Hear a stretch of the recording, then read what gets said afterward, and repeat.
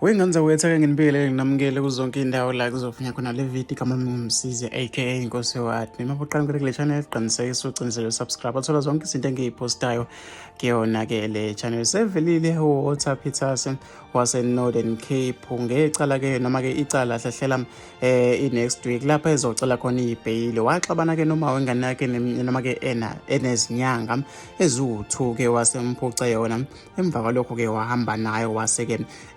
wayibulala zindaba ke lezi ezithinta abantu abaningi enkundleni zokuxhumana sebeqalile ke bakhuluma ngazo ipost lapha uMandla Chris ezonde wengane zakwethu indaba ke lezi ezithinta abantu abaningi sebeqalile bakhuluma ngazo bebeka imbono yabo ehlukahlukene abanye ke bayamxaka nangomunye uthi ke ubeyibulela nengane yenkosi noma ke ubeseyibulelana ingane enkosi yami